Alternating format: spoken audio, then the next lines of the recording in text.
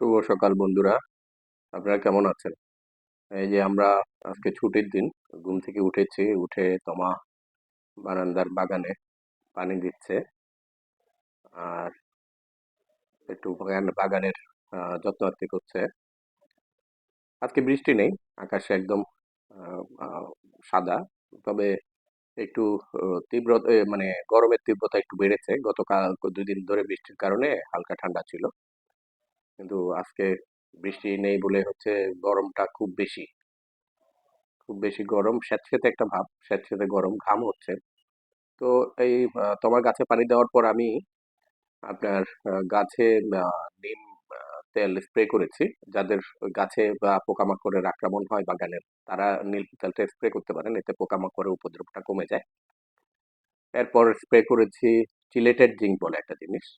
সেটা হচ্ছে গাছে ওই ফল হয় না, ফুল কম হয় যে সমস্ত সেখানে সিলেটেড জিঙ্ক একটু, ওখানে নিয়মবিধি লেখা আছে, ওইটা স্প্রে করে দিলে খুব ভালো রেজাল্ট পাওয়া যায়। বা গাছের পাতা কুঁকড়ানো, হলদে হয়ে যাওয়া, এরকম যাদের হয় তারা ওইটা স্প্রে করতে পারেন। ওইটা স্প্রে করলে খুব ভালো রেজাল্ট পাওয়া যায়।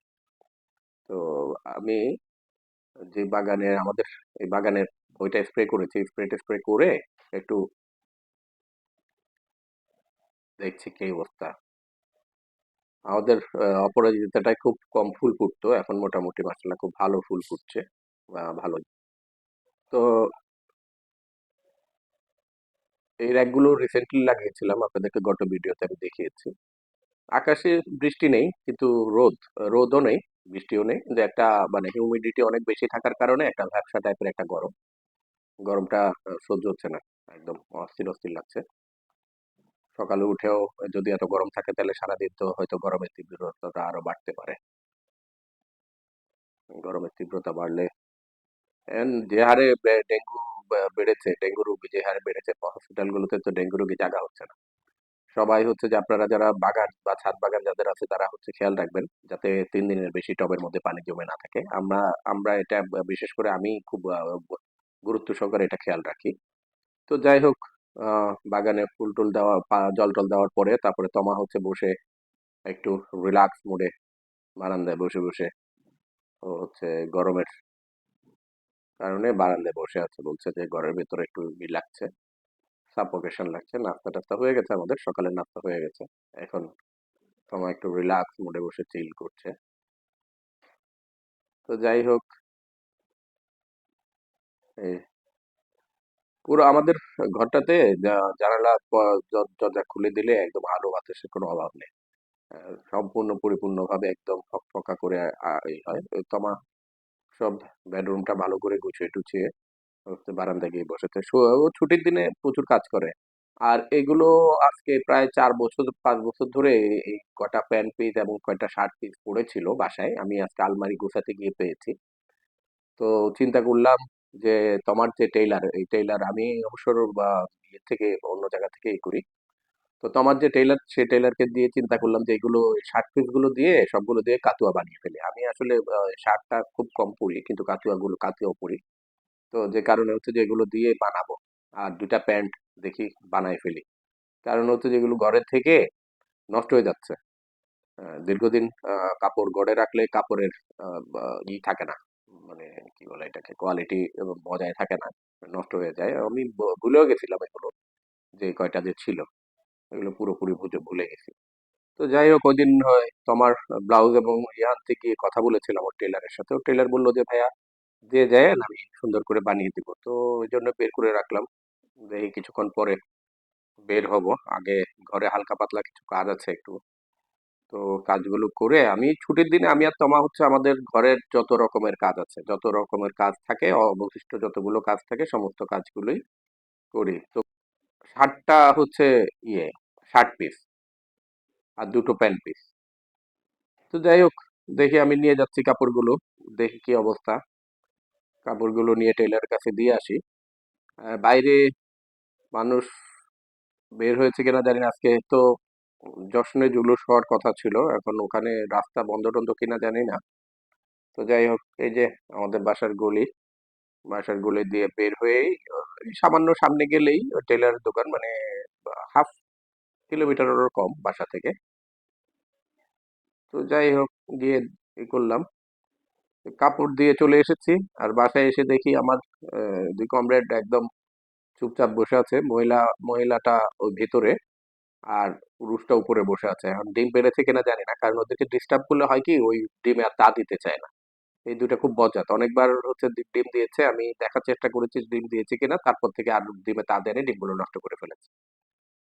তো যাই হোক, গতকালকের এই যে বুয়া যে কাপড় ধুয়ে দিচ্ছিল, সমস্ত কাপড়গুলো এখন ঘরে, বারান্দায়, সব জায়গায় দিয়ে শুকানোর চেষ্টা করছি, দেখি শুকায় কিনা। নাইলে তো বিপদে, কাপড় না শুকালে এমন কাপড়ের মধ্যে বাজে গন্ধ হয়ে যায়, যেটা পরে আয়রন টায়রন করে বা অন্য ধুয়ে ফেললেও কিন্তু এই গন্ধটা আহ, এক ধোয়া হতে যায় না। পরবর্তীতে 2-3 ধোয়ার পরে হয়তো ওই গন্ধটা যায়। এই যে কাপড় বারান্দা ভর্তি, আর হচ্ছে ঘরে কি করব, কিছু করার উপায় নেই। এখন আবারও বারান্দায় দিতে ভয় লাগছে, যে হচ্ছে যদি বৃষ্টি টিষ্টি আসে তাহলে তো বিপদ। তো যাই হোক, এইটা হচ্ছে আমার সুন্দরী। এই আজকে দেখি সুন্দরীকে অন্যত্র ট্রান্সফারের একটা চিন্তা ভাবনা চলছে। ওর অত বড় জায়গাতে হচ্ছে ও দেখা যায় না এই সুন্দরীকে।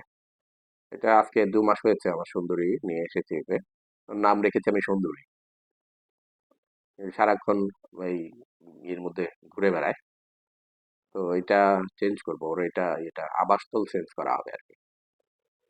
তো যাই হোক, তোমাকে বললাম যে আমাকে একটু চা করে দাও না গো, একটু তোমার হাতে আজকে বন্ধের দিন, একটু চা চা করে দিতে পারো। ও নাখরা করে, কিন্তু নাখরা করলেও কি হবে, ও পরে ঠিকই বানিয়ে দেয়। কারণ ওর হাতে চা না খেলে আমার মনে হয় সারাটা দিন কেমন জানি এলোমেলো লাগছে। আর এই যে অ্যাকুরিয়ামে আমার বেশ কিছু মাছ ছিল, কি এক অজানা কারণে জানি না মাছগুলো সব একই দিনে মরে গেল। আর পরে রাগ করে বন্ধ করে রেখেছি, সব এলোমেলো করে রেখেছি। আজকে দেখি রাত্রেবেলা, দেখি এটাকে নিয়ে একটু বসতে হবে। এটা পরিষ্কার টরিষ্কার করে এটার জন্য মাছ কিনে নিয়ে আসবো। মাছ কিনে নিয়ে এসে তারপরে এখানে মাছ ছাড়তে পারি কিনা দেখি, কয়েকটা মাছ ছাড়বো। এই থাইল্যান্ডের কয়েকটা মাছ ইয়েতে দেখলাম অনলাইনে, ওগুলো একটু কাটাবন যাবো, কাটাবন গেলে যদি ওগুলো পেয়ে যাই তাহলে এটা নিয়ে আসবো। কারণ অনলাইনে অর্ডার করাটা বিপজ্জনক, যদি অনলাইনে আস্তে আস্তে যদি মরে যায় তাহলে তো বিপদ। এই কারণে অনলাইনে না করে ডাইরেক্ট ইতে যাব, কাটাবন যাব। তো যাই হোক, তোমা এনে আমাকে চা দিল, ওকে ধন্যবাদ দিলাম, যে অনেক ধন্যবাদ এই চাটার জন্য।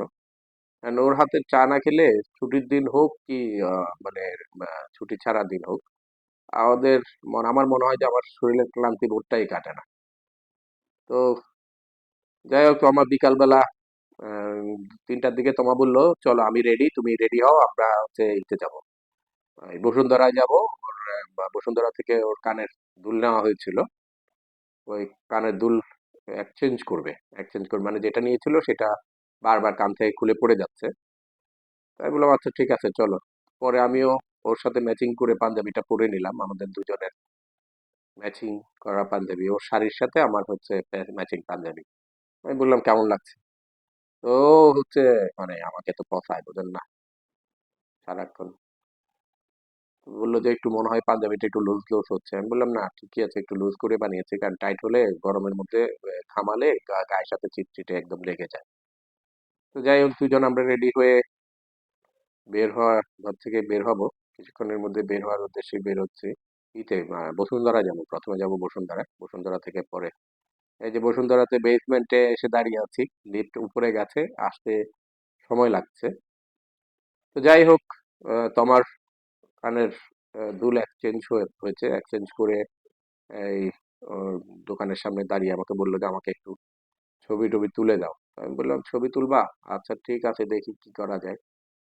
তো একটু ক্যামেরাটা এই সাইডের ইটা একটু হয়েছে, মানে ক্যামেরাটা কেন জানি না একটু উল্টো হয়ে গেল।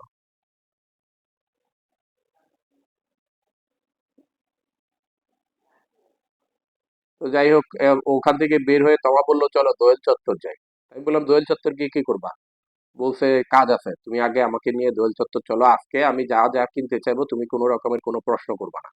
আমি বললাম ঠিক আছে করবো না। তো একটা পাপোশ নিল, তারপরে ওই টুকিটাকি ঘরের মানে শোভাবর্ধনের জন্য যা যা লাগে আর কি, ওগুলো কয়েকটা নিল সে।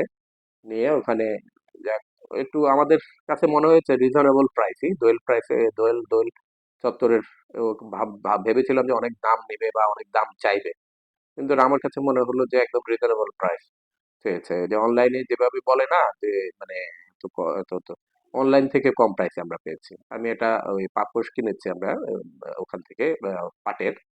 তো পাপোশটা আমার কাছে মনে হলো যে খুব রিজনেবল প্রাইস আমাকে দিল, কারণ এত কম দামে আমি আশা করিনি আর কি। তো যাই হোক, ওখান থেকে বের হয়ে তোমা বললো চলো আমরা অনেকদিন টিএসসি তে যাই না দুইজন মিলে, চলো একটু টিএসসি তে ঘুরে আসি। আমিও বললাম চলো যাই টিএসসি তে। তো টিএসসি তে এসে একটা হতাশাজনক জিনিস দেখলাম, যেটা হচ্ছে সমস্ত চায়ের দোকানগুলো উঠিয়ে দিয়েছে। কতগুলো মানুষের জীবন জীবিকার ব্যাপার, এইগুলো উঠানো কি ঠিক হয়েছে? এগুলো কি সমস্যা করছিল মানুষের, আমি তো বুঝি না। টিএসসি তে আমরা আসবো, চা খাবো, গল্প করব, এইটাই তো টিএসসির চিরচেনা। তো ওখান থেকে বের হয়ে মানে আহ, বসে বসে দুজন চাটা খেলাম, গল্প টল্প করলাম। কলা ভবনে যাওয়ার ইচ্ছা ছিল, কিন্তু পরে আর কলা ভবনের দিকে যাইনি। কলা ভবনে কোরআন তিলাওয়াত চলছে, ওখানে বড় করে প্যান্ডেল করে, তারপরে মাহফিল চলছে, ওয়াজ চলছে এই কলা ভবনের বটতলায়। তো যাই হোক, পরে তোমা ওখান থেকে বের হয়ে বললো চলো একটু আকরাম ভাইকে দেখে যাই। আকরাম ভাইয়ের 1.5 মাসের মতন হয়ে গেছে আকরাম ভাইয়ের ওখানে যাই না, আমাদের একটু যাওয়া উচিত, আকরাম ভাইয়ের ওখানে যাই। তাই আমি বললাম চলো যাই।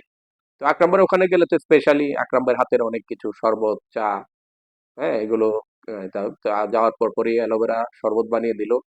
তারপরে কি অসাধারণ করে দুধ চা দিল। তো যাই হোক, আমরা দুইজন ঘোরাঘুরি করে জিনিসপত্র সব নিয়ে আমরা বাসায় চলে এসেছি। এতক্ষণ ধরে আমাদের এই ভিডিওটা আপনারা দেখেছেন, আপনাদের সকলকে ধন্যবাদ। আমাদের সাথে থাকবেন, পাশে থাকবেন, আমাদের চ্যানেলটি সাবস্ক্রাইব করবেন, আর আমাদের জন্য দোয়া করবেন। ধন্যবাদ।